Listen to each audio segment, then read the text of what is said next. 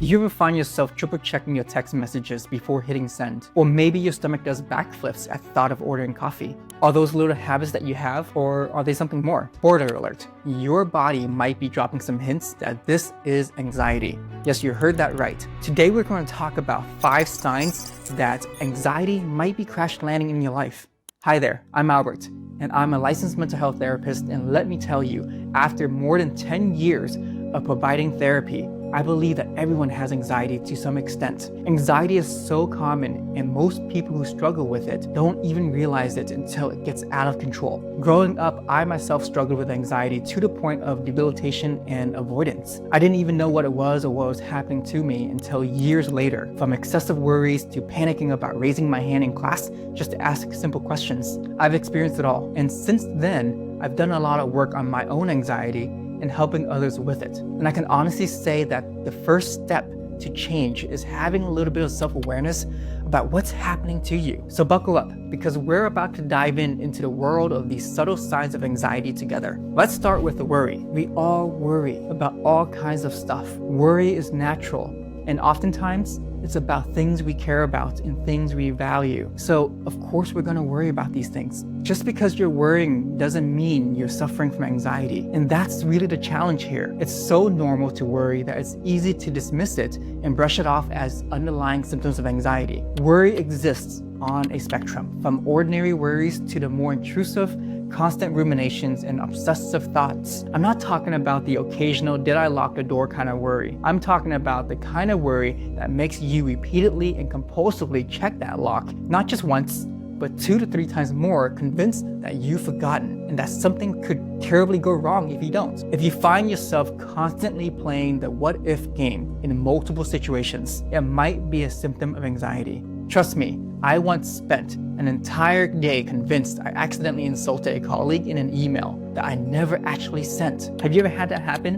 Where you worry about something that never even happened for hours or even days, losing sleep and being unable to be present? Or maybe you notice that rash on your skin, your mind starts to jump to all sorts of conclusions that this could be cancer. So you start Googling for hours and going deeper and deeper down a rabbit hole like you're trying to get your PhD in dermatology. It's like your brain has decided to become a full-time catastrophe screenwriter, coming up with increasingly unlikely scenarios faster than Hollywood whips out superhero movies. So you might notice that your worries aren't just occasional visitors. They're more like pop-up ads that constantly interrupt your browsing, no matter how often you try to ignore them. They're there when you wake up, they follow you to work, and they're definitely crashing on your mental couch at night. If your worries are more persistent than that stain on your favorite shirt that you just can't get rid of, it might be time to consider that anxiety might be taking up residence in your mind. But hey, at least you're never bored, right? There's always another potential disaster to contemplate. That's just sarcasm, guys. Moving on to the second sign that is often overlooked, and this is irritability. You know that feeling when you're stuck in traffic and every little thing starts to get on your nerves? That's what anxiety can do to your mood. Suddenly, everything and everyone seems to be plotting just to push your buttons. Your coworker's breathing is too loud, that person chewing their food with their mouth open, or that person laughing with reckless abandon at the movie theater. And don't even get me started on that one driver who doesn't understand the concept of a turn signal. If you find yourself morphing into the Hulk over these minor annoyances, anxiety might be pulling the strings. And the thing is, the link between anger and anxiety is often missed and overlooked. I've seen this so many times, especially when I used to work with the schools, where teachers would often dismiss these kids' anger as just disruptive behaviors or bad attitudes, when really anxiety can turn into anger. So in essence, anger can be nothing more than repressed anxiety. Irritability, anger, and even rage is often what I call masking emotions for other underlying issues. Anger is a shield that often drowns out fear, worry, and anxiety, and most likely trauma. And with this anger, it often prevents us from healing these underlying problems because it's harder to access it. I could do a whole other video talking about this topic alone, so let me know down below in the comments if you'd like a video on anger. Anyway, being easily agitated in this constant state of agitation isn't just you being grumpy. It's like your nerves are always on high alert, leaving you feeling tense and easily annoyed. You might snap at your loved ones, roll your eyes so hard that you can see your brain, or feel the urge to yell at inanimate objects. Remember, if you're experiencing this consistently and it's negatively affecting how you function in your daily life and your relationship with others, it might be time to consider that anxiety is the puppet master behind your irritability. Now, before we continue, I want to provide a quick reminder that this video is meant to raise awareness and start conversations around anxiety and mental health, because I'm a huge advocate for early intervention and proactive and preventive care. It is not intended for self-diagnosis. While I am a therapist, I'm not your therapist. This video is for educational purposes only. There are solutions available, so if any of these things I mention raises concerns for you, keep watching until the end for important messages on next steps. Now let's talk about fear, not the healthy kind that keeps you from juggling chainsaws or stepping onto oncoming traffic or petting animals in the wild. We're talking about the kind of fear that shows up uninvited, like that annoying neighbor who's always crashing your parties and eating all your snacks. When anxiety is involved, fear becomes your constant companion, making everyday situations feel like navigating a minefield. Suddenly, making a phone call feels like defusing a bomb, and attending a social gathering feels like walking into a lion's den. Let me tell you about the one time I rehearsed for a speech in high school for over 4 hours, only to skip that class the following day, pretending that I was sick. I did this a lot throughout my young years, and apparently many people do. We avoid things that makes us uncomfortable, and then we use logic to back up our decisions and actions. Do this long enough, and you'll be stuck in a vicious cycle. This overwhelming fear can shake your entire life, making you avoid situations faster than a cat avoids a bath. You might find yourself coming up with elaborate excuses to dodge social events, work presentations, or even trips to the mailbox. Sorry, I can't come to your birthday party. I'm watching my pet rock that day. The thing is, fear isn't rational, and deep down, you probably know that. But anxiety doesn't play by logic. It's like that one friend who always interrupts you mid-sentence just to give you their 2 cents before even hearing and understanding what you have to say. It doesn't make sense, but it happens anyway. If you find yourself always worrying and thinking, what if, or this could go wrong, it might be a sign that anxiety is in the driver's seat. Let's talk about restlessness now. Imagine your body is like a phone with constant notifications going off, making it impossible to focus. That's what restlessness feels like when anxiety escalates. You might find it hard to sit still, like there's an itch you can't scratch. Concentrating becomes incredibly tough.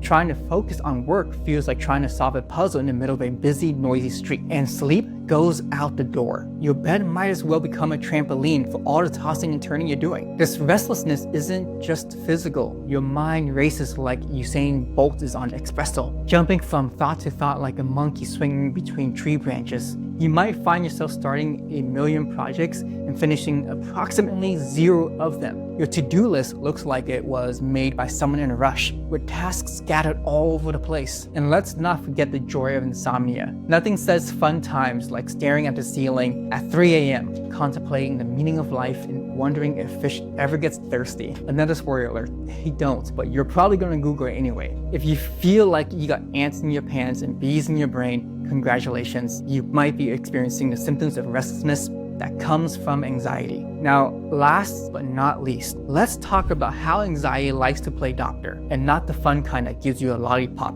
after your checkup. No, anxiety is more like that WebMD search at 2 a.m. that convinces you your slight headache is actually an uncommon tropical disease. Anxiety isn't content with just messing with your mind. It wants to give your body a hard time too. You might find your heart racing, like you're being chased by a lion, even if you're just sitting down in the comfort of your own room. Sweating feels like it's become your new hobby, as if your body is trying to set a record for the most sweat produced while doing nothing. And yes, feeling short of breath is part of the package too. It's like you just run a marathon, except the only running you're doing is running through worst case scenarios in your head. Headaches become your faithful companions, setting up camp in your head like they're preparing for a long winter. And let's not forget fatigue, because apparently all the worrying is an Olympic sport now. And the real problem with all of this, these symptoms often show up uninvited and without any apparent cause. It's like your body is playing a very unamusing prank on you. If you find yourself experiencing these physical symptoms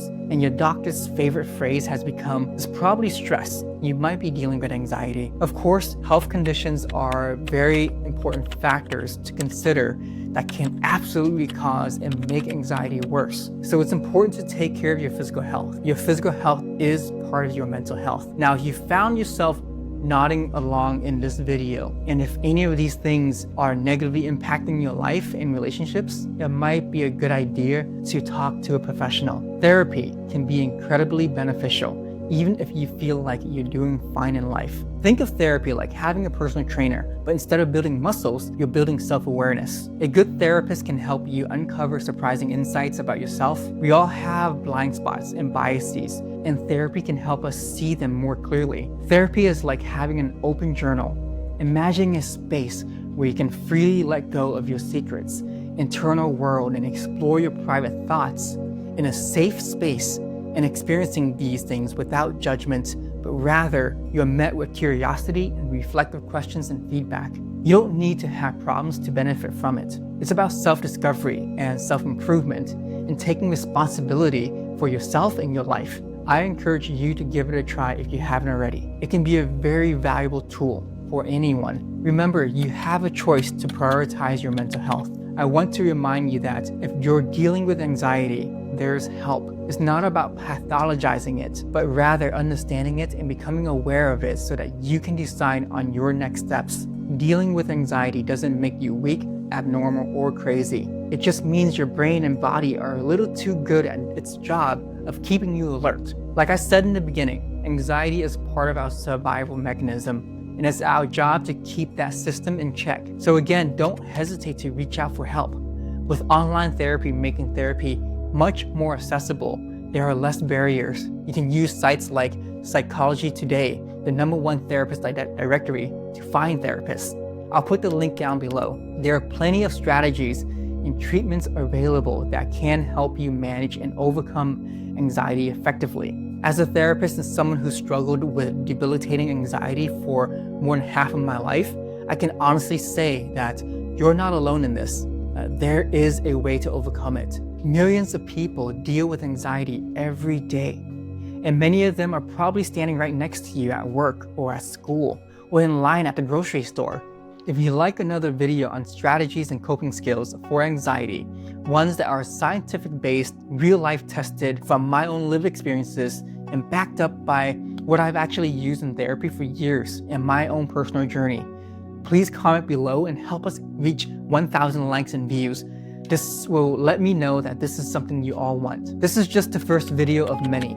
With your support and feedback, I hope this channel will grow to be even more impactful. Starting this channel, I'll admit, I overthought it a bit and almost didn't record today. But here I am, just before heading to the gym, I decided to sit down and record this. Because amidst all the overthinking, I was reminded of my true goal. I really just want to help more people beyond the therapy office and make a greater impact. This is my promise to each and every one of you watching. As this channel grows, I will do everything in my power to expand our reach and create a positive impact. The sky's the limit here, and I hope you'll join me on this journey. Thank you again for being here.